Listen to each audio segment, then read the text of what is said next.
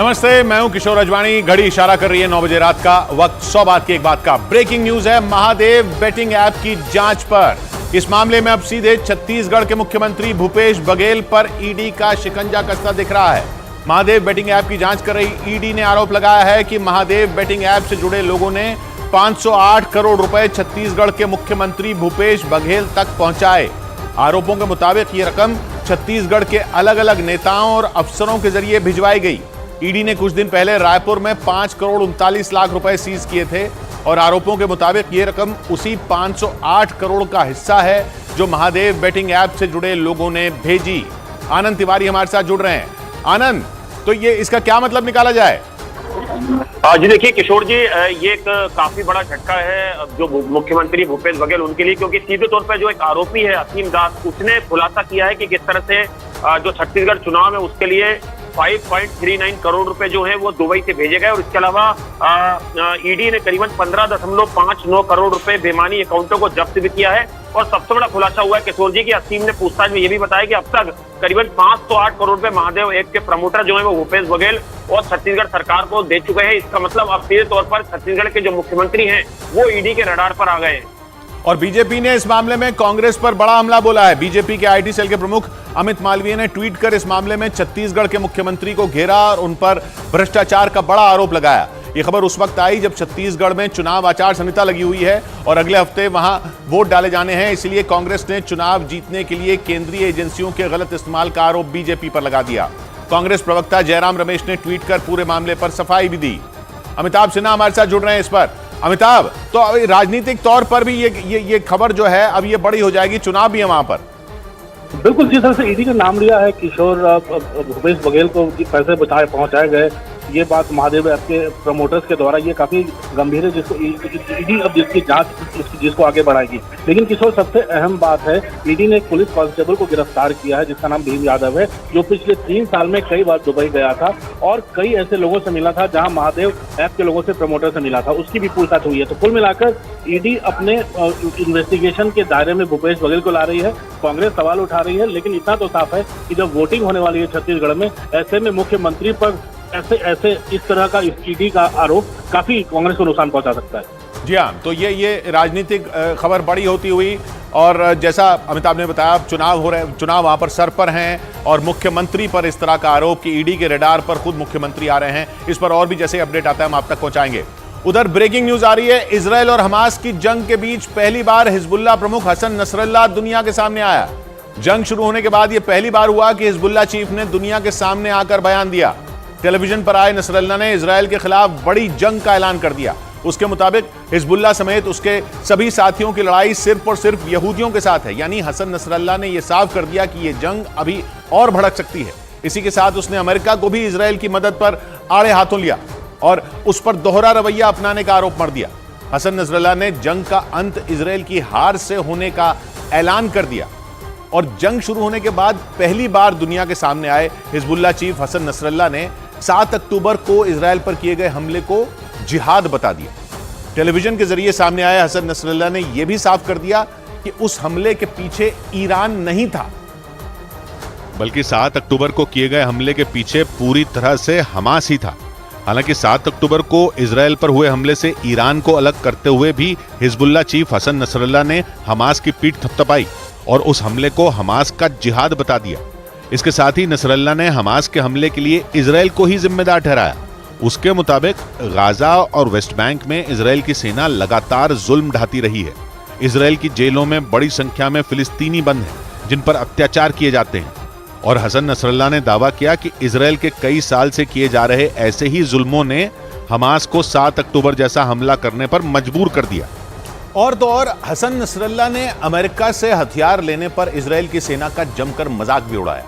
उसने दावा किया कि इजरायल की सेना के पास हमास और हिजबुल्लाह से एक साथ निपटने की ताकत ही नहीं है और वो जंग में बुरी तरह डरा हुआ है। उसे इस बात का डर सता रहा है कि अगर हिजबुल्लाह पूरी ताकत के साथ जंग में उतरा तो इजरायल का क्या होगा। जंग शुरू होने के बाद पहली बार सामने आए हिजबुल्लाह के मुखिया हसन नसरल्लाह ने इजरायल की ताकतवर सेना का मजाक उड़ाया। उसने दावा किया कि हमास के साथ चल रही जंग ने इजरायली सेना की पोल खोल दी, क्योंकि हमास जैसे संगठन से निपटने में ही उसे अमेरिका से हथियार लेने पड़ रहे हैं। मतलब इजराइल की सेना के पास इतनी ताकत ही नहीं कि वो हमास और हिजबुल्लाह का सामना एक साथ कर सके। और नसरल्ला ने यह भी दावा किया कि अगर हिजबुल्लाह इस जंग में उतरा तो इजराइल को कोई नहीं बचा सकता, उसका दोस्त अमेरिका भी नहीं। मतलब नसरल्ला ने सीधे सीधे इजराइल और अमेरिका को ललकार दिया। इसी वजह से ये आशंका जताई जा रही है कि इजराइल और हमास के बीच छिड़ी ये जंग जल्द खत्म नहीं होने वाली। और हिजबुल्लाह के चीफ हसन नसरल्ला ने ऐलान कर दिया कि उसका संगठन अल अक्सा मस्जिद और फिलिस्तीनियों के हक की लड़ाई जारी रखेगा, जिसका मतलब है कि इजराइल की परेशानी कम नहीं होने वाली है। क्योंकि हिजबुल्लाह के चीफ हसन नसरल्ला ने दो टूक कह दिया कि वो उन सभी मुद्दों पर अपना विरोध जारी रखेगा जिन पर इजराइल के साथ मतभेद है। नसरल्ला ने इजराइल को सलाह दी कि वो इस बात पर विचार करे कि आखिर हमास ने 7 अक्टूबर को उस पर इतना बड़ा हमला क्यों किया। चरमपंथी संगठन हिजबुल्लाह के चीफ ने आरोप लगाया कि इजराइल की जेलों में बंद कैदियों में बड़ी संख्या में महिलाएं और बच्चे हैं। इनके अलावा इजराइल ने अल अक्सा मस्जिद में भी फिलिस्तीनियों पर अत्याचार करने में कोई कमी नहीं की। यही नहीं, उसने जिस तरह गाजा पट्टी को पूरी तरह घेर रखा है उससे हमास का खून खौल उठा और इसीलिए उसने इजराइल पर हमला किया। नसरल्ला ने पूरी दुनिया से फिलिस्तीन के हालात पर चुप्पी तोड़ने की अपील भी की। लेकिन नसरल्ला की इन धमकियों ने इजराइल के प्रधानमंत्री नेतन्याहू को बुरी तरह भड़का दिया। हसन नसरल्ला का बयान सामने आते ही नेतन्याहू ने जवाब देने में देर नहीं लगाई और हिजबुल्लाह के चीफ को दो टूक कह दिया कि वो इजराइल को मिटाने के सपने देखना छोड़ दे। हसन नसरल्ला को जवाब देते हुए नेतन्याहू ने साफ कर दिया कि इजराइल की उत्तरी सीमा पर अगर हिजबुल्लाह ने जंग छिड़ने की गलती की तो उसका सफाया हो जाएगा। पिछले कई दिन से हिजबुल्लाह लगातार लेबनान सीमा पर हमले कर रहा है, जिसका जवाब देने के लिए नेतन्याहू ने भी अपनी सेना को खुली छूट दे रखी है। हालांकि वो हिजबुल्लाह से जंग का ऐलान करने से लगातार बचते रहे, लेकिन जैसे ही हसन नसरल्ला ने यहूदियों को अपना सबसे बड़ा दुश्मन करार दिया, नेतन्याहू ने टाल ठोक दी कि हिजबुल्लाह इजराइल के धैर्य की परीक्षा ना ले, वरना उसका अंजाम बुरा होगा। बड़ी खबर आई हिजबुल्लाह से जुड़ी खबर है कि जंग के 1 महीना पूरे होने पर लेबनान का यह चरमपंथी संगठन इजराइल पर सबसे बड़ा हमला करने वाला है। आज सऊदी अरब के न्यूज चैनल अल अरबिया के मुताबिक इजराइल को सबक सिखाने के लिए हिजबुल्लाह ऐसा हमला कर सकता है जिसे रोक पाना इजरायली सेना के लिए मुमकिन नहीं होगा। मतलब 7 नवंबर को इजराइल और हमास की जंग का 1 महीना पूरा होने पर इजराइल पर बड़े हमले का खतरा मंडरा रहा है, क्योंकि 7 अक्टूबर को हमास के लड़ाकों ने इजराइल में घुसकर सैकड़ों लोगों को मौत के घाट उतार दिया था। और माना जा रहा है कि उसी तरह का हमला एक बार फिर इजराइल पर हो सकता है, लेकिन इस बार हमास नहीं बल्कि हिजबुल्लाह इजराइल में कत्लेआम मचाने की तैयारी में। और दावा किया जा रहा है कि इजराइल में तबाही मचाने के लिए लेबनान के इस चरमपंथी संगठन ने पूरी प्लानिंग तक कर ली है। इसीलिए यह माना जा रहा है कि 7 नवंबर को एक बार फिर इजराइल में कोहराम मच सकता है, क्योंकि दावा किया जा रहा है कि हमास की ही तरह हिजबुल्लाह भी अपनी पूरी ताकत के साथ इजराइल पर धावा बोल सकता है। सऊदी अरब के न्यूज चैनल अल अरबिया के मुताबिक इजराइल पर हमले के लिए हिजबुल्लाह ने पूरा प्लान भी बना रखा है। हिजबुल्लाह के लड़ाके कैसे इजराइल में घुसेंगे, इजराइल के किस हिस्से को सबसे ज्यादा टारगेट किया जाएगा और कैसे इजराइल की सेना को चकमा देना है, इसकी पूरी प्लानिंग की जा चुकी है। मतलब 7 नवंबर को हमास की तरह हिजबुल्लाह ने इजराइल को गहरे जख्म देने की तैयारी कर ली है। और दावा यह किया जा रहा है कि आने वाले कुछ दिनों में लेबनान की तरफ से हिजबुल्लाह इजराइल के खिलाफ जंग का ऐलान कर देगा। हालांकि वो रह रहकर लेबनान बॉर्डर पर इजराइल के सैन्य ठिकानों पर रॉकेट और मिसाइल दागने का एक भी मौका नहीं छोड़ रहा है। लेकिन 7 नवंबर को इजराइल पर बड़े हमले की प्लानिंग कर हिजबुल्लाह ने बेंजामिन नेतन्याहू की परेशानी बढ़ा दी, जबकि पिछले 1 महीने से गाजा पट्टी को घेरकर इजराइल की सेना हमास का खात्मा करने में जुटी। लेकिन दावा है कि इसके बाद भी इजराइल को मन मुताबिक कामयाबी नहीं मिल सकी है, क्योंकि इजराइल की ताकतवर सेना के आगे हमास न सिर्फ खड़ा है बल्कि वो लगातार उसके हमलों का जवाब भी दे रहा है। फिलिस्तीन के इस चरमपंथी संगठन का दावा है कि इजराइल अपनी पूरी ताकत लगाने के बाद भी हमास का सफाया नहीं कर पाएगा। एक रोज पहले ही हमास के प्रमुख इस्माइल हानिया ने पश्चिम एशिया के देश कतर से एक वीडियो जारी कर यह दावा किया कि जंग में उसके लड़ाके इजराइल के सैनिकों पर भारी पड़ रहे हैं। और माना जा रहा है कि गाजा पट्टी में मौजूद हमास के मुट्ठीभर लड़ाकों से निपटने के लिए इजराइल की हाईटेक सेना के पसीने छूट रहे हैं। जबकि इजराइल ने गाजा पट्टी से हमास को जड़ से उखाड़ फेंकने के लिए अपनी पूरी ताकत झोंकी हुई है। यहाँ तक कि इजराइल अपना जमीनी अभियान भी शुरू कर चुका है। मतलब इजराइल की सेना हमास के लड़ाकों के साथ आर पार की जंग में उतर चुकी है। पिछले कुछ दिनों में इजराइल की सेना कई बार गाजा पट्टी में घुसकर हमास के ठिकानों पर हमले कर चुकी है। और 7 अक्टूबर को हुए हमले का बदला लेने के लिए इजराइल की सेना हमास के एक एक लड़ाके को चुन चुन कर मार रही है। 7 अक्टूबर इजराइल के इतिहास में सबसे काले दिन के तौर पर दर्ज हो चुका है, क्योंकि उस दिन हमास के लड़ाकों ने इजराइल की धरती को खून से लाल कर दिया था। इजराइल में हर तरफ सिर्फ और सिर्फ तबाही और शवों के ढेर नजर आए थे। और इजराइल का आरोप है कि 7 अक्टूबर को हमास के लड़ाकों ने बर्बरता और क्रूरता की सारी हदें पार कर दी थी। और अल्लाहू अकबर का नारा लगाते हुए हमास के लड़ाकों ने बुजुर्गों, महिलाओं और छोटे छोटे बच्चों तक को मौत के घाट उतार दिया था। इस हमले के बाद से ही इजराइल हमास को मिटाने के लिए गाजा पट्टी पर ताबड़तोड़ हमले कर रहा है। इजराइल की तरफ से किए गए उन हमलों में 9,000 से ज्यादा लोगों की मौत हो चुकी है। लेकिन इसके बाद भी हमास के लड़ाके इजराइल के सामने घुटने टेकने के लिए राजी नहीं है। इजराइल की सबसे बड़ी परेशानी हमास नहीं, बल्कि लेबनान का चरमपंथी संगठन हिजबुल्लाह है, जो हमास से कहीं ज्यादा खतरनाक और ताकतवर है। क्योंकि दावा किया जाता है कि इस कट्टरपंथी संगठन के पास अपनी एक आर्मी है जो किसी भी देश की सेना को टक्कर दे सकती है। एक रिपोर्ट के मुताबिक हिजबुल्लाह के पास करीब 1.5 लाख लड़ाके हैं जो किसी भी देश में तबाही मचाने की ताकत रखते हैं। इसके अलावा उसके पास घातक मिसाइलों का जखीरा भी मौजूद है। उनमें कई लंबी दूरी तक मार करने वाली मिसाइलें हैं जो इजराइल के किसी भी कोने में तबाही मचा सकती हैं। दावा यह भी है कि मिसाइलों के अलावा हिजबुल्लाह के पास आधुनिक ड्रोन, एंटी टैंक मिसाइलें और एयर डिफेंस सिस्टम भी मौजूद है। मतलब अगर हिजबुल्लाह जंग में अपनी पूरी क्षमता के साथ उतरा तो इजराइल पर कहर टूट सकता है। लेकिन इजराइल की परेशानी तब और बढ़ गई जब सऊदी अरब के चैनल अल अरबिया ने यह दावा कर दिया कि हिजबुल्लाह जल्द ही इजराइल पर हमास से भी बड़ा हमला करने की तैयारी में है, जिसकी पूरी तैयारी भी उसने कर ली। अल अरबिया की एक रिपोर्ट के मुताबिक ईरान की मदद से हिजबुल्लाह ने इजराइल में तबाही मचाने की साजिश रची। दावा यह भी किया जा रहा है कि 7 अक्टूबर की तरह 7 नवंबर को ही हिजबुल्लाह इजराइल पर धावा बोल सकता है। और इसी वजह से यह दावा किया जा रहा है कि इजराइल पर 7 अक्टूबर से भी बड़ा खतरा मंडरा रहा है। अल अरबिया की रिपोर्ट बताती है कि इसके पीछे ईरान का दिमाग है, क्योंकि ईरान इजराइल का जानी दुश्मन है और उसने ही इजराइल के खिलाफ लेबनान में हिजबुल्लाह को खड़ा किया था। और तो और वो सुन्नी संगठन हमास को भी इजराइल के खिलाफ हथियारों की मदद करता है। और इसके अलावा यमन के हुती लड़ाके भी ईरान के इशारे पर इजराइल के खिलाफ युद्ध में उतर चुके हैं। मतलब ईरान हमास, हिजबुल्लाह और हुती लड़ाकों को इजराइल के खिलाफ एक हथियार के तौर पर इस्तेमाल कर रहा है, क्योंकि इन सभी का मकसद यहूदी देश इजराइल को दुनिया के नक्शे से मिटा देना है। और माना जा रहा है कि इसी वजह से ईरान के इशारे पर 7 नवंबर को हिजबुल्लाह इजराइल पर भीषण हमला करेगा और पूरी तरह जंग में कूद जाएगा। और अगर ऐसा हुआ तो इजराइल में एक बार फिर तबाही मच सकती है, क्योंकि दावा यह किया जा रहा है कि हमास की तरह ही हिजबुल्लाह के लड़ाके भी इजराइल में दाखिल होंगे और वहां मौत का तांडव करेंगे, ताकि इजराइल को एक बार फिर 7 अक्टूबर की तरह ही गहरे घाव दिए जा सकें। माना जा रहा है कि अगर हिजबुल्लाह ने हमला किया तो फिर यह जंग और भयानक हो जाएगी, क्योंकि बेंजामिन नेतन्याहू कई बार यह साफ कर चुके हैं कि इजराइल की धरती पर किसी ने भी घुसने की कोशिश की तो उसका नामो निशान तक मिटा दिया जाएगा। जबकि सऊदी अरब के न्यूज चैनल अल अरबिया की एक रिपोर्ट के मुताबिक ईरान ने इजराइल को घेरने के लिए पूरी तैयारी कर रखी है। असल में इजराइल फिलिस्तीन, जॉर्डन, लेबनान और सीरिया जैसे देशों के साथ सीमा साझा करता है, और ये सभी देश मुस्लिम देश हैं जो यहूदी देश इजराइल के खिलाफ हैं। यही नहीं, ईरान के दम पर फिलिस्तीन का कट्टरपंथी संगठन हमास और लेबनान का कट्टरपंथी संगठन हिजबुल्लाह इजराइल का वजूद तक मिटा देना चाहते हैं। मतलब ईरान ने चारों तरफ से इजराइल को घेरना शुरू कर दिया। और तो और खबर यह भी है कि हिजबुल्लाह को Wagner group air defence system भी देने के लिए तैयार हो गया है। वैगनर ग्रुप रूस की प्राइवेट आर्मी, जिसके लड़ाके रूसी सेना के साथ मिलकर यूक्रेन में जंग लड़ रहे हैं।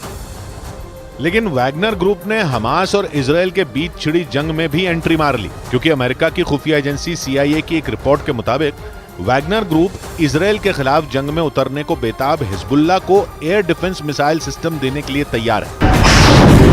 रिपोर्ट बताती है कि रूस की प्राइवेट आर्मी हिजबुल्लाह को SA-22 air defence missile system से लैस कर रही है, जिसका इस्तेमाल हिजबुल्लाह हवाई हमलों को रोकने के लिए कर सकता है। हालांकि अभी तक इस मिसाइल सिस्टम की डिलीवरी नहीं की गई है, लेकिन आशंका जताई जा रही है कि अगर हिजबुल्लाह के पास यह हथियार पहुंच गया तो वो उसे गाजा पट्टी में मौजूद हमास के लड़ाकों को भी दे सकता है। और अगर हिजबुल्लाह इस मिसाइल सिस्टम को एक्टिवेट करता है तो वो इजराइल के F-16 और F-35 लड़ाकू विमानों को मार गिरा सकता है। इसीलिए यह दावा किया जा रहा है कि जंग में इजराइल की परेशानी कई गुना बढ़ सकती है, क्योंकि एक रिपोर्ट के मुताबिक वैगनर ग्रुप जो मिसाइल डिफेंस सिस्टम हिजबुल्लाह को देने की तैयारी में है, वो बैलिस्टिक मिसाइल और हाइपरसोनिक मिसाइलों को भी मार गिराने की ताकत रखता है।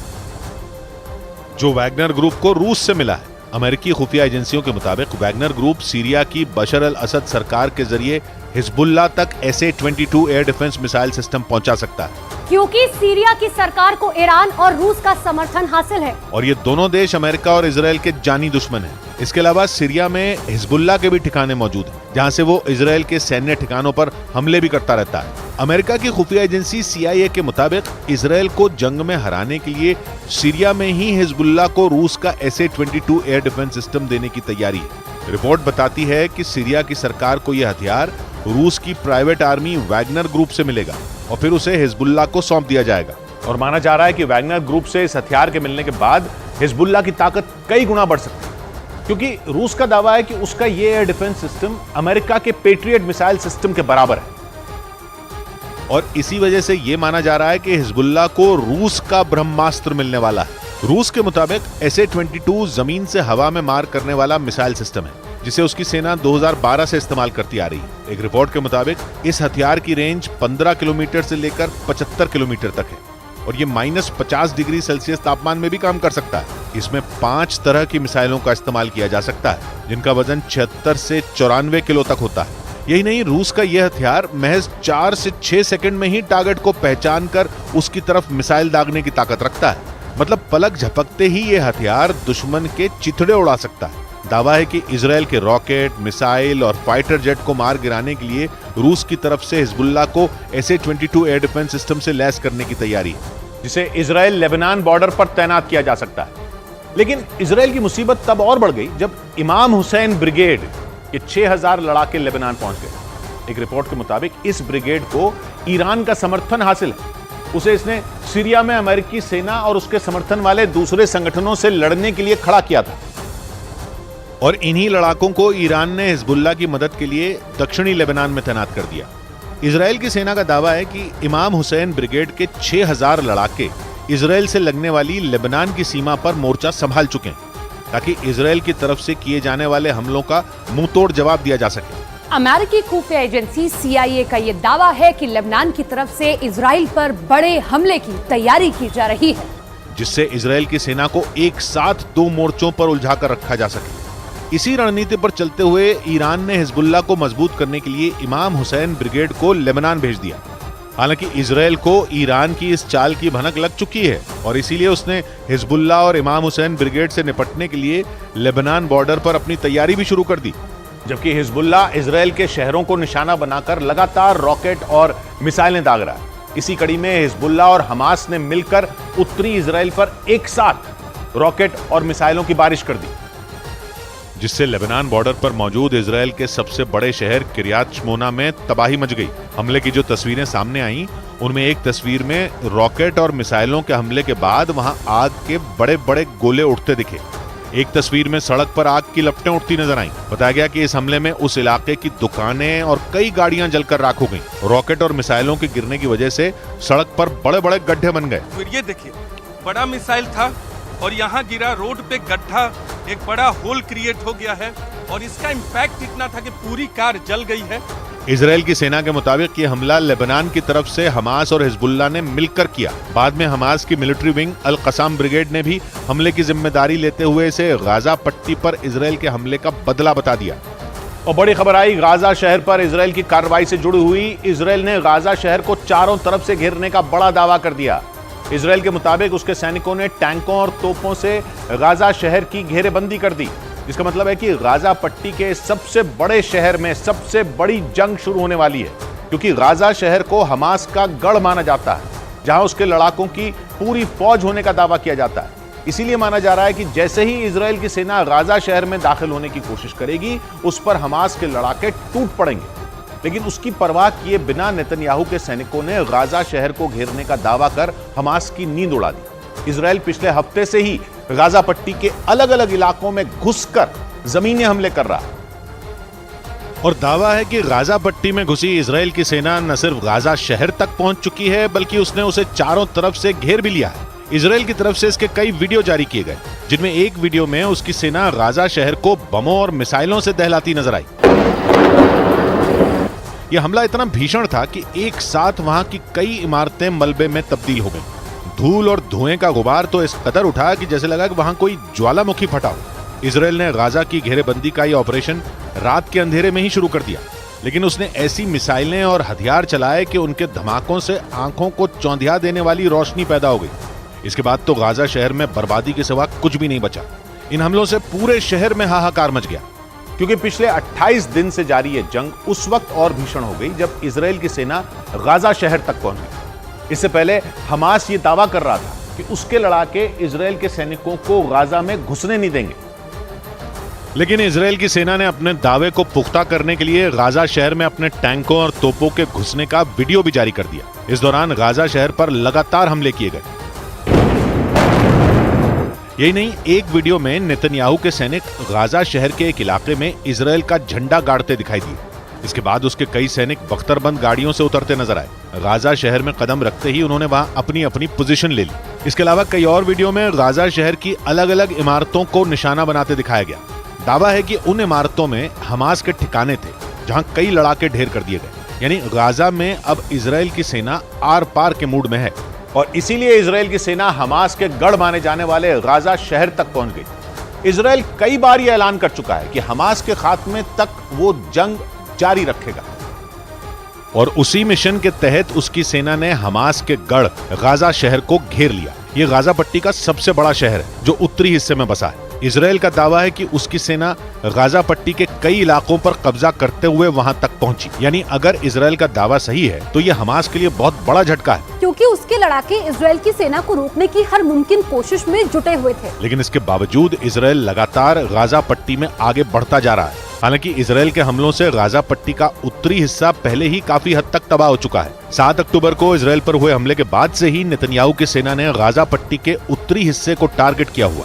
उन इलाकों में रहने वाले ज्यादातर लोग इजराइल की चेतावनी के बाद अपनी जान बचाने के लिए दक्षिणी हिस्से में जा चुके हैं। और इजराइल का दावा है कि वहां सिर्फ हमास के लड़ाके ही बचे हैं। यानी गाजा पट्टी के उत्तरी हिस्से पर पूरी तरह कब्जा करने के लिए इजराइल की सेना सबसे बड़ी लड़ाई लड़ने को तैयार है, क्योंकि इस बार इजराइल का सामना हमास के गढ़ में मौजूद लड़ाकों से होने वाला है। गाजा शहर को घेरने का मतलब है कि अब बाहर से कोई भी लड़ाका उस शहर में दाखिल नहीं हो सकता, हालांकि सुरंगों के रास्ते हमास के आतंकी ऐसा कर सकते हैं, क्योंकि इसकी जानकारी इजराइल को भी नहीं है। लेकिन माना जा रहा है कि जैसे ही इजराइल की सेना गाजा शहर में दाखिल होगी, वहां जबरदस्त युद्ध होगा। इस शहर पर कंट्रोल करने के लिए इजराइल को हमास के हजारों लड़ाकों से भिड़ना पड़ सकता है। इसके अलावा हमास की सुरंगों से भी इजराइल की सेना पर भीषण हमला होने की संभावना है। लेकिन दावा है कि इजराइल वहां पूरी तैयारी के साथ पहुंचा है। उसने सैकड़ों टैंक, तोपें और बख्तरबंद गाड़ियां तैनात कर दी हैं। और गाजा पट्टी में घुसने के बाद गाजा शहर को घेरने पर बेंजामिन नेतन्याहू ने अपनी सेना की पीठ थपथपाई। उन्होंने इस कार्रवाई को बहुत बड़ी कामयाबी बताया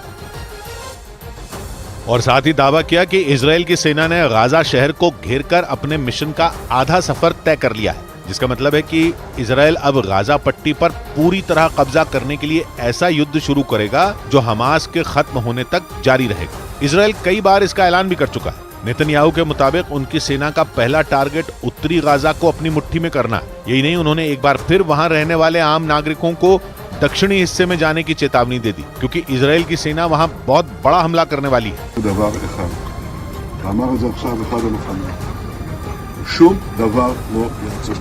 नेतन्याहू गाजा पट्टी की सीमा के नजदीक इजराइल के एक सैन्य अड्डे पर पहुंचे, जहां उन्होंने अपने सैनिकों का हौसला बढ़ाया। इजराइल की सेना के मुताबिक गाजा पट्टी में जमीनी हमले की कार्रवाई शुरू होने के बाद उसके करीब 20 सैनिकों की मौत हो चुकी है। लेकिन इसके बावजूद इजराइल लगातार जमीनी हमले करने में जुटा। उसने पिछले हफ्ते से ही गाजा पट्टी में सर्जिकल स्ट्राइक करनी शुरू कर दी थी, जिसे जमीनी हमले का ट्रेलर बताया जा रहा था, क्योंकि पिछले हफ्ते जब इजराइल ने सर्जिकल स्ट्राइक करनी शुरू की थी, तब उसके सैनिक गाजा पट्टी में एक टारगेट सेट करके घुसते थे और फिर अपने मिशन को पूरा कर वापस आ जाते थे। लेकिन इजराइल ने इस अभियान में धीरे धीरे तेजी लाई और फिर उसने टैंकों, तोपों और बख्तरबंद गाड़ियों की संख्या बढ़ा दी, जो लगातार गाजा पट्टी में दाखिल होने लगी। इस दौरान नेतन्याहू की सेना ने हमास की सबसे बड़ी ताकत माने जाने वाली सुरंगों के जाल को भी बड़ा नुकसान पहुंचाने का दावा किया और उसी की बदौलत वो गाजा पट्टी में अंदर तक घुसती चली गई। 2 दिन पहले ही इजराइल ने यह दावा किया था कि जबालिया पर हमला करने के बाद उसने वहां के एक बड़े इलाके पर अपना कब्जा कर लिया है। यानी हमास के लड़ाके या तो मारे जा रहे हैं या फिर वो भीषण हमलों से बचने के लिए इलाके खाली करने में जुटे हैं। क्योंकि गाजा पट्टी में इजरायल की सेना की कार्रवाई लगातार जारी है। दावा है कि इजरायल के सैनिक रात के अंधेरे में भी अपने मिशन में जुटे हुए हैं, जिसके कुछ वीडियो भी इजरायल ने जारी किए। उनमें एक वीडियो में इजरायल की सेना रात में भी गाजा पट्टी पर हमले करती नजर आई। इजरायल के मुताबिक उसने अपनी सबसे खतरनाक गोलानी ब्रिगेड को उत्तरी हिस्से पर कब्जा करने की जिम्मेदारी दे दी। पैदल सेना की ये ब्रिगेड इजरायल के लिए बेहद अहम है, क्योंकि इजरायल ने अब तक जितनी भी लड़ाइयां लड़ी हैं उनमें गोलानी ब्रिगेड का खास रोल रहा है। यही नहीं, दावा है कि इस ब्रिगेड के जवानों को जो भी जिम्मेदारी दी जाती है वो उसे पूरा करके ही दम लेते हैं। और खबर है कि गाजा पट्टी में मौजूद सुरंगों के जाल का तोड़ निकालने में इजरायल की सेना इनका इस्तेमाल कर रही है, क्योंकि माना जाता है कि सुरंगों को तबाह किए बिना गाजा पट्टी के किसी भी इलाके में इजरायल का दाखिल होना संभव नहीं है। और इसीलिए इजरायल गाजा पट्टी में आगे बढ़ने के साथ हमास की सुरंगों को भी तबाह करने का दावा कर रहा है। इजरायल की सेना ने गाजा पट्टी के एक इलाके में अपने ऑपरेशन के दौरान हमास की कई सुरंगें तबाह कर दी, जिसका एक वीडियो भी उसने जारी किया। उस वीडियो में दिखा कि इजरायल के सैनिक गाजा पट्टी के एक इलाके में हमले के बाद पहुंचे तो उन्हें वहां हमास की कुछ सुरंगें नजर आईं। उनके आसपास मलबा फैला हुआ दिखाई दिया। इमारतों के अलावा खेतों में भी उन सैनिकों को कुछ सुरंगों का पता चला। इजरायल का दावा है कि उसके ताबड़तोड़ हमलों ने हमास की इस ताकत को आधा कर दिया है, क्योंकि उत्तरी गाजा की ज्यादातर सुरंगें या तो तबाह हो चुकी हैं या इजरायली सेना के कब्जे में आ चुकी हैं। माना जाता है कि पूरी की पूरी गाजा पट्टी ही सुरंगों के जाल के ऊपर बसी हुई है। हालांकि इसका खमियाजा भी हमास को भुगतना पड़ रहा है, क्योंकि जब इजरायल किसी एक ठिकाने को निशाना बनाकर हमला कर रहा है तो उसके नीचे बनी सुरंगों की वजह से दूसरी इमारतें भी हमले की चपेट में आ रही हैं। और जैसे ही गाजा में इजरायल की सेना घुसी, इस बात से तमतमाए हमास के लड़ाकों ने इजरायल की फौज पर जोरदार पलटवार कर दी। उन्होंने भी इजरायल के सैनिकों पर रॉकेट की अंधाधुंध बारिश कर दी, ताकि इजरायल के सैनिकों को इतनी भीषण चोट पहुंचाई जाए कि वो खौफ से भर जाएं। गाजा में घुसने के बाद हमास के ठिकानों पर इजरायल की सेना ने जैसे ही हमले तेज किए, बदले की आग में जल रहे हमास के लड़ाकों ने भी इजरायल के सैनिकों को मिटाने की कसम खाई। इसके बाद उन्होंने भी जमीनी लड़ाई में शामिल इजरायल के सैनिकों पर रॉकेट की बारिश कर दी। हमास ये बात अच्छे तरीके से जानता है कि इजरायल की सेना गाजा में जितने अंदर तक घुसेगी उसकी मुश्किलें उतनी ही बढ़ेंगी, क्योंकि इजरायल अपने टैंकों से उसके ठिकानों पर गोलों की बौछार कर रहा है। इसीलिए गाजा में इजरायल के सैनिकों को आगे बढ़ने से रोकने के लिए हमास के लड़ाके भी जोरदार पलटवार कर रहे हैं। लेकिन कहा जा रहा है कि इजरायल की सेना के लिए वहां सुरंगों में छिपे लड़ाके सबसे ज्यादा मुसीबत खड़ी कर रहे हैं, क्योंकि वो सुरंगों से निकलकर हमले करने के बाद वापस उनमें ही छिप जाते हैं। और हमास ने दावा किया कि उसने गाजा में इजरायल को भारी नुकसान पहुंचाते हुए उसके कई टैंकों और बख्तरबंद गाड़ियों को तबाह कर दिया। इतना ही नहीं, हमास ने यह भी दावा किया कि उसने इजरायल के एक खतरनाक D9 बुलडोजर को भी नष्ट कर दिया, जिसका इस्तेमाल इजरायल की सेना बारूदी सुरंगों को ध्वस्त करने के लिए कर रही थी। इजरायल का D9 बुलडोजर हमास के लिए मुश्किलें खड़ी कर रहा था, क्योंकि बख्तरबंद गाड़ी की तरह मजबूत इस बुलडोजर के जरिए इजरायल के सैनिक हमास के ठिकानों की तरफ तेजी से बढ़ रहे थे। इसीलिए हमास ने अपने रॉकेट हमलों के जरिए इजरायल के इस बुलडोजर को अपने निशाने पर लिया। इतना ही नहीं, दावा किया गया कि हमास का कहर इजरायल के उन टैंकों पर भी बरपा जो हमास के ठिकानों को बर्बाद करने के लिए आग उगल रहे थे। हमास ने दावा किया कि उसने अपने जोरदार हमलों में इजरायल की सेना के कई खतरनाक टैंकों को भी ध्वस्त कर दिया। हमास ने यह भी दावा किया कि उसने इजरायल की 2 बख्तरबंद गाड़ियों को भी बर्बाद कर दिया। और खबर है कि इसीलिए गाजा में हमास ने अपने लड़ाकों की पीठ थपथपाई, क्योंकि इजरायल को जितना ज्यादा नुकसान होगा उतना ही वो जमीनी हमले की कार्रवाई से बचना चाहेगा। और इसीलिए हमास के लड़ाके इजरायल की सेना पर पलटवार करने का एक भी मौका नहीं छोड़ रहे हैं। इजरायल के सैनिकों को वो चुन चुन कर मारना चाहते हैं। रॉयटर्स के मुताबिक हमास गाजा में घुसे इजरायल के जवानों पर अंधाधुंध गोलियां बरसा रहा है। खबर के मुताबिक इजरायल की सेना गाजा के उन इलाकों की तरफ तेजी से बढ़ रही है जहां हमास का गढ़ है, ताकि हमास की जड़ों को ऐसा काटा जाए कि वो दोबारा खड़ा ना हो सके। यही वजह रही कि हमास ने भी अपने वजूद को बचाने के लिए पूरी ताकत झोंक दी। हमास ने दावा किया कि जमीनी ऑपरेशन में इजरायल को वो भारी चोट पहुंचा रहा है, जिसका मकसद सिर्फ इतना है कि इजरायल के जवान गाजा में घुसकर हमले करने से खौफ खाएं। इसीलिए हमास अपने लड़ाकों की तारीफ कर उनका हौसला भी बढ़ा रहा है। लेकिन हमास ने एक बार फिर इजरायल को ऐसी खतरनाक धमकी दे डाली जिसे सुनकर किसी की भी रूह कांप जाए। कतर के टीवी चैनल अल जजीरा के मुताबिक हमास ने इजरायल के सैनिकों को खौफनाक मौत देने की बात कही और साफ कर दिया कि अगर गाजा में बड़े पैमाने पर जमीनी ऑपरेशन किया गया तो वहां इजरायल के सैनिकों के शवों का ढेर लग जाएगा। हमास ने खतरनाक चेतावनी देते हुए कह दिया कि अगर इजरायल नहीं माना तो गाजा से सिर्फ उसके सैनिकों के शवों के टुकड़े ही इजरायल वापस जाएंगे। और गाजा में जमीनी ऑपरेशन इजरायल के सैनिकों के लिए काल साबित हो सकता है, क्योंकि हमास के लड़ाके गाजा के चप्पे चप्पे को अच्छी तरह जानते हैं और उन लड़ाकों को वहां की गलियों से लेकर सुरंगों तक के बारे में पूरी जानकारी है। इसलिए अगर इजरायल की सेना गाजा में अंदर घुसती है तो उसके लिए हमास के लड़ाकों को ढूंढ पाना मुश्किल होगा, जबकि हमास के लड़ाके इजरायल के सैनिकों पर छिपकर भी हमले करने में सक्षम होंगे। इसीलिए हमास ने इजरायल को गाजा की धरती से दूर रहने की चेतावनी दे डाली। और हमास ने सिर्फ चेतावनी नहीं दी बल्कि उसने दावा किया कि जमीनी ऑपरेशन के दौरान उसने इजरायल के 23 सैनिकों को मौत की नींद सुला दिया। यानी हमास से जारी इस जंग में इजरायल को भी नुकसान उठाना पड़ रहा है। मतलब हमास पर जमीनी हमले की कीमत इजरायल को चुकानी पड़ रही है। 7 अक्टूबर के बाद इजरायल ने हमास के खात्मे के लिए गाजा में आसमानी हमले तेज कर दिए थे, जिसके बाद गाजा के कई इलाके खंडर में तब्दील हो गए। वहां से सामने आई तस्वीरों में देखकर गाजा में हुई तबाही का अंदाजा लगाया जा सकता है। लेकिन जब आसमानी हमलों से बात नहीं बनी तो इजरायल ने जमीनी हमला शुरू किया। इजरायल के सैनिक गाजा में घुसे और हमास के ठिकानों पर टैंकों और तोपों से गोलों की बौछार की, लेकिन जमीनी हमले के दौरान इजरायल की सेना को भी नुकसान उठाना पड़ा। हमास ने दावा किया कि उसने गाजा के अंदर घुसे इजरायल के 23 सैनिकों को मार डाला।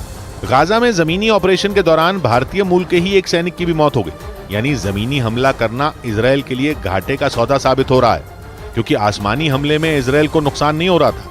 इस बीच इजरायल के मीडिया ने दावा किया कि हमास इजरायल पर दबाव बनाने के इरादे से बंधकों के परिवार वालों को उन्हीं के मोबाइल से मैसेज भेज रहा है।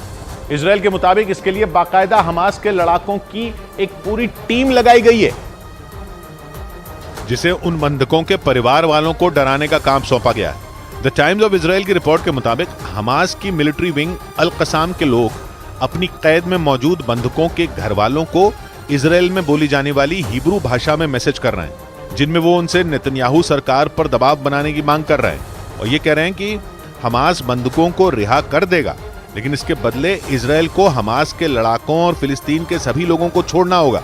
और इजरायल का आरोप है कि हमास बंधकों के बदले इजरायल की जेलों में बंद कैदियों का सौदा करना चाहता है।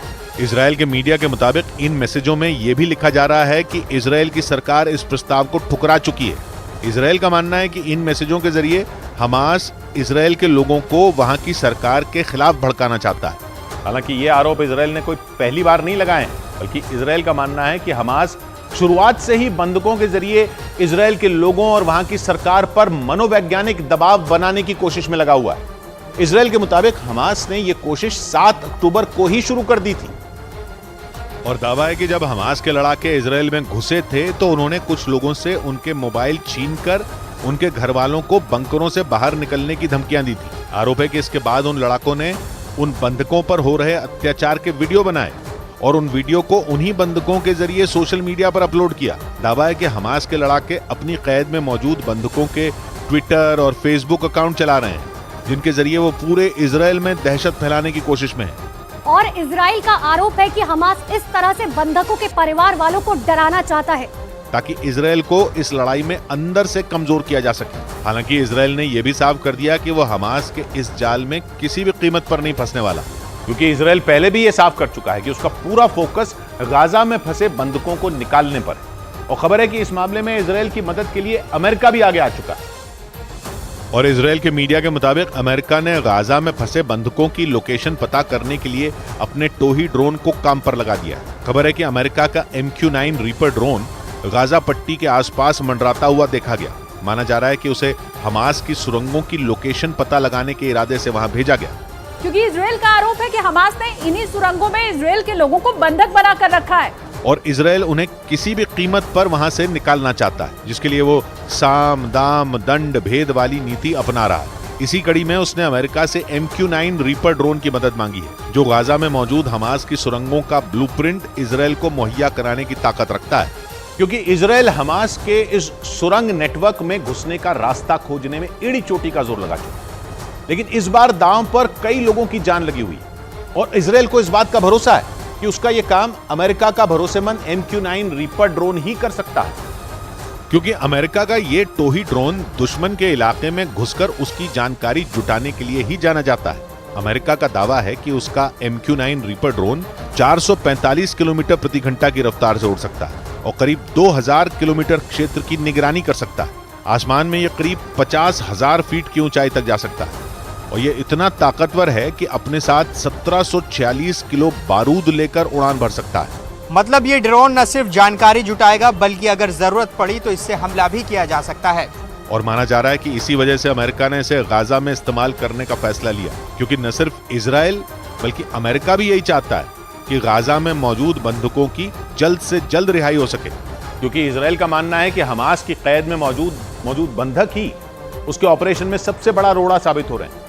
इजराइल पहले ही ऐलान कर चुका है कि जिस दिन हमास ने बंधकों को रिहा किया, इजराइल गाजा से हमास का नामो निशान मिटा देगा। और इजराइल का आरोप है कि हमास भी ये बात अच्छी तरह से जानता है, इसलिए वो बंधकों को सुरक्षा कवच की तरह इस्तेमाल कर रहा है। लेकिन हमास की कैद में मौजूद लोग सिर्फ इजराइल के लिए परेशानी नहीं है, बल्कि हमास के इस कदम से दुनिया के कई देश चिंता में हैं, क्योंकि रॉयटर्स की एक रिपोर्ट के मुताबिक हमास के बंधक बनाए गए लोगों में 138 विदेशी नागरिक भी हैं, जिनमें थाईलैंड के 54 नागरिक शामिल हैं। इसके साथ ही अर्जेंटीना के 15 लोग, 12 लोग जर्मनी के और 12 नागरिक अमेरिका के भी हैं। हालांकि हमास ने जिन 240 से ज्यादा लोगों को बंधक बनाया हुआ है उनमें बड़ी तादाद इजराइल के लोगों की ही है।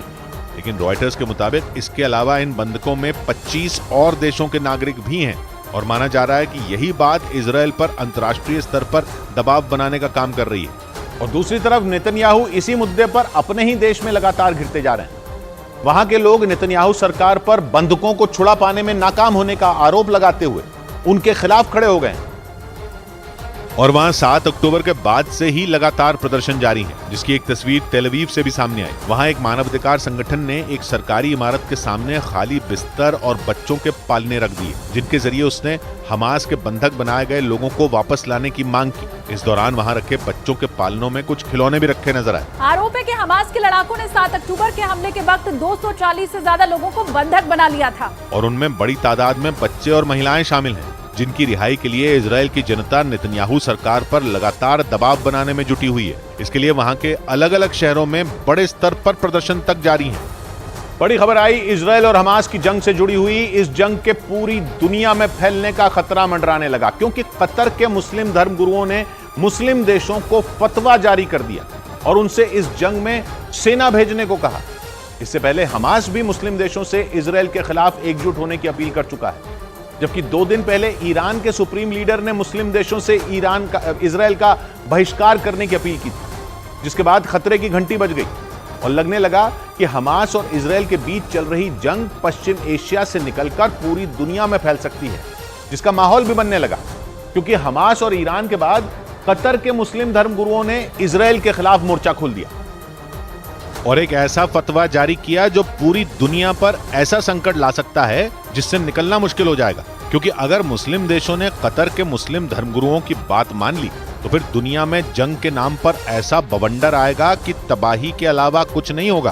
क्योंकि फतवे में कतर के मुस्लिम धर्मगुरुओं ने पश्चिम एशियाई नहीं, दुनिया भर के मुस्लिम देशों से हमास और इजराइल की जंग में कूदने को कह दिया और उनसे हमास इजराइल जंग में सैन्य हस्तक्षेप की मांग कर दी। आसान शब्दों में कहें तो मुस्लिम देशों से हमास के पक्ष में अपनी सेना उतारने को कह दिया। और अगर उन्होंने ऐसा कर दिया तो फिर हमास और इजराइल की जंग पूरी दुनिया में फैल सकती है, या यूं कहें कि दुनिया को तीसरे विश्व युद्ध में धकेल सकती है। क्योंकि गाजा पट्टी में चल रही जंग का असर आसपास के देशों में भी दिखना शुरू हो गया और जंग के बीच इराक और सीरिया में ईरान और अमेरिका आमने सामने आ गए। न्यूज एजेंसी रॉयटर्स ने जानकारी दी कि उत्तरी इराक में अमेरिका ने 2 लड़ाकू ड्रोन मार गिराए, जिसके बाद पश्चिम एशिया का माहौल बिगड़ने की आशंका बढ़ने लगी, क्योंकि सीरिया के बाद इराक में अमेरिकी सेना तेजी से सक्रिय हो चुकी है। न्यूज एजेंसी रॉयटर्स ने जानकारी दी कि उत्तरी इराक में अमेरिका ने 2 लड़ाकू ड्रोन मार गिराए। अमेरिका ने यह कार्रवाई इराक के अल हरीर मिलिट्री बेस के ठीक ऊपर की। उत्तरी इराक का यह मिलिट्री बेस वहां के कुर्दिस्तान इलाके में आता है, जहां अमेरिका के लड़ाकू विमानों ने 2 ड्रोनों को निशाना बनाया जबकि इससे कुछ ही दिन पहले अमेरिकी सेना ने सीरिया में ईरान के ठिकानों को निशाना बनाया था, जिसके कुछ ही दिन बाद अमेरिका ने एक और जबरदस्त हमला किया। जबकि पिछले हफ्ते ही अमेरिकी सेना ने सीरिया में घुसकर ईरान के ठिकानों पर बमबारी कर दी थी, जिसके लिए खुद बाइडेन ने ही हरी झंडी दी थी। हालांकि अमेरिका ने यह साफ कर दिया था कि इस कार्रवाई का हमास और इजरायल की जंग से कोई लेना देना नहीं है। लेकिन गाजा में भीषण बमबारी के बीच अमेरिका का सीरिया में ईरान के ठिकानों पर बम बरसाना पश्चिम एशिया समेत पूरी दुनिया की परेशानी बढ़ा सकता है, क्योंकि इस बमबारी के बाद जिस तरह का माहौल बना उसने इशारा किया कि हमास और इजरायल की जंग की आग फैल रही है। क्योंकि पिछले हफ्ते अमेरिकी लड़ाकू विमान पूर्वी सीरिया में घुस गए थे, जहां उन्होंने ईरान की सेना के 2 ठिकानों पर बमबारी कर दी थी। और यह सब इसलिए हुआ था क्योंकि 7 अक्टूबर से गाजा में शुरू हुई जंग के बाद सीरिया और इराक में अमेरिकी सैनिकों पर 14 बार हमले हुए थे। ये दावा अमेरिकी न्यूज एजेंसी ने किया था और जानकारी दी थी कि हमास और इजरायल की जंग के बीच अमेरिकी सैनिकों पर इराक में 11 और सीरिया में 3 बार हमले हुए, जिसके बाद बाइडेन के निर्देश पर पूर्वी सीरिया में अमेरिकी सेना ने ऑपरेशन किया था।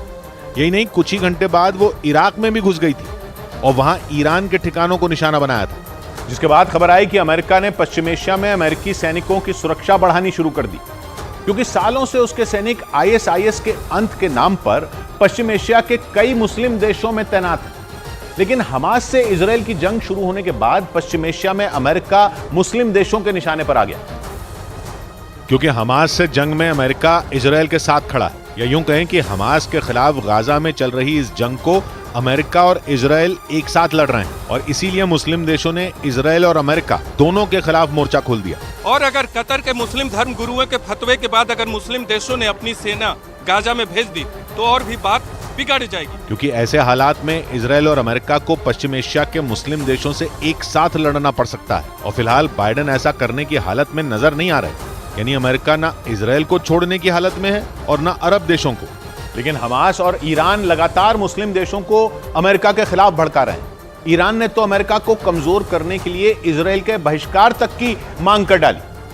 या यूं तो वहीं हमास ने भी मुस्लिम देशों से अमेरिका का सहयोग न करने की मांग कर दी, क्योंकि हमास ने आरोप लगाया कि इजरायल गाजा से जुड़ी हर रणनीति अमेरिका की रजामंदी से बना रहा है। यही नहीं, हमास ने दावा किया कि अमेरिका बार बार ये इशारा करता है कि पश्चिम एशिया के कई देश उसकी प्लानिंग में उसका साथ दे रहे हैं और इसलिए अरब देशों को अमेरिका से दूरी बढ़ा लेनी चाहिए। العاصمة العربية إنه يجب ألا تتعاون مع الإدارة الأمريكية في هذا المخطط المشبوه। जबकि इससे पहले ईरान के सुप्रीम लीडर ने अरब देशों से मांग की थी कि वो इजरायल का बहिष्कार कर दे। यही नहीं, उनके एक करीबी ने बयान दिया कि गाजा के मामले में संयम बनाए रखने के लिए अमेरिका ईरान के सामने गिड़गिड़ा रहा है, क्योंकि ईरान बहुत ताकतवर हो चुका है। जिसका मतलब यह हुआ कि हमास और इजरायल की जंग की आड़ में ईरान अमेरिका को उकसा रहा है, क्योंकि इजरायल को एक बार नहीं बल्कि कई बार जंग के अलग अलग मोर्चे खुलने की धमकी दी गई, जिसमें हिजबुल्ला और हूथी लड़ाके उसका बड़ा हथियार हो सकते हैं,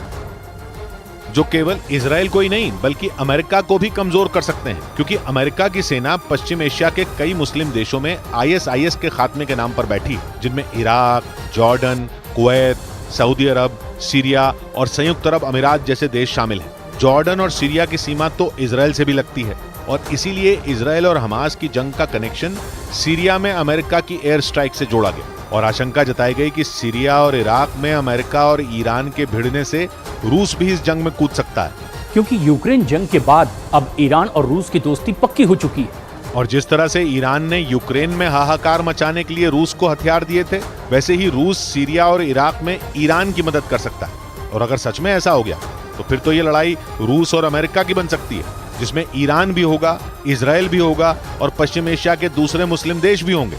मतलब यूक्रेन जंग के बाद दुनिया के अलग अलग हिस्सों में जो आग सुलगी थी वो हमास और इजरायल के युद्ध में भड़क सकती है, जिसमें पश्चिम एशिया के मुस्लिम देशों की भूमिका अहम हो सकती है, क्योंकि गेंद अब उनके पाले में है। और सारी दुनिया की नजर पश्चिम एशिया के मुस्लिम देशों पर है, क्योंकि पश्चिम एशिया के मुस्लिम देशों की संख्या अच्छी खासी है। और अगर ईरान को Iraq, Jordan, Kuwait, Lebanon, Oman, फिलिस्तीन, कतर, सऊदी अरब, सीरिया, तुर्की, संयुक्त अरब अमीरात और यमन जैसे देशों का साथ मिल गया तो फिर तो पूरी बाजी ही पलट सकती है। यही नहीं, इन देशों के पास तेल जैसा एक ऐसा हथियार है जो अमेरिका और इजराइल की कमजोरी बन सकता है। क्योंकि यूक्रेन जंग के दौरान तेल और गैस के मुद्दे पर अमेरिका को सऊदी अरब ने घुटनों पर ला दिया था, जिसके बाद रूस और चीन ने पश्चिम एशिया में अपनी चाल चलनी शुरू कर दी थी, क्योंकि चीन ने सालों पुराने दो दुश्मनों यानी ईरान और सऊदी अरब को साथ लाकर खड़ा कर दिया था और पश्चिम एशिया में अमेरिका की पकड़ कमजोर होने लगी थी।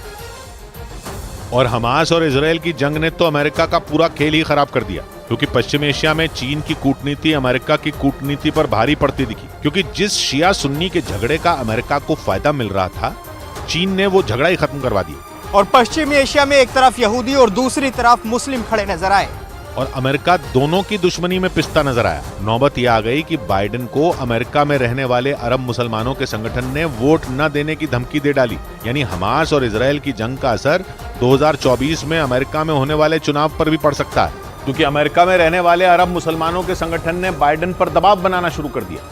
यही नहीं, संगठन ने एक सर्वे भी करवाया था, जिसके आधार पर उसने दावा किया था कि इस बार के चुनाव में बाइडेन को मुस्लिम मतदाताओं का कम वोट मिल सकता है, क्योंकि अमेरिका गाजा में हो रहे इजराइल के हमलों के साथ खड़ा है, जबकि संयुक्त राष्ट्र के आंकड़ों के मुताबिक गाजा पर इजराइल के हमलों में 2 हफ्तों में इतने लोगों की जान चली गई जितनी यूक्रेन में रूस के हमले के 20 महीने बाद हुई थी। लेकिन अमेरिका ने गाजा में लोगों की मौत पर उतना शोर नहीं मचाया जितना उसने यूक्रेन में लोगों की मौत पर मचाया था। यही नहीं, अमेरिका पर गाजा में रहने वाले लोगों की मदद पर गंभीरता नहीं दिखाने का भी आरोप लगा, जिसने अमेरिका की मुश्किल बढ़ा दी।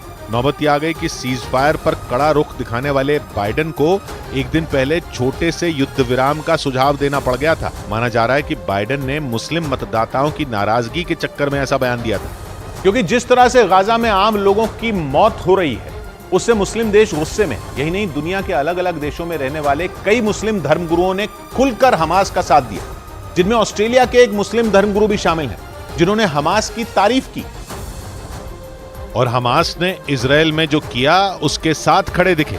ऑस्ट्रेलिया के जिस मुस्लिम धर्मगुरु ने हमास की तारीफ की, उनका असली नाम तो नहीं पता चला, लेकिन वहां उन्हें लोग ब्रदर इस्माइल के नाम से जानते हैं, जिन्होंने बयान दिया कि ISIS और अलकायदा का झंडा ही उनका झंडा है और सुन्नी मुसलमानों ने पहली बार बहादुरी का काम किया, जबकि इससे पहले ईरान ही था जो इजराइल पर निशाना साधता था। यही नहीं, इस मुस्लिम धर्मगुरु ने शिया बहुल ईरान की तारीफ भी की और उत्तरी इजराइल में हिजबुल्लाह के हमलों का जिक्र किया और ईरान की पीठ थपथपाई, क्योंकि शिया संगठन हिजबुल्लाह ईरान के इशारे पर लगातार इजराइल की नाक में दम करता रहा है। और ब्रदर इस्माइल कहे जाने वाले इस मुस्लिम धर्मगुरु ने इस बात पर खास जोर दिया, क्योंकि हमास एक सुन्नी संगठन है और ब्रदर इस्माइल के नाम से पहचाने जाने वाले इस मुस्लिम धर्मगुरु ने इसी बात की ओर ध्यान खींचा।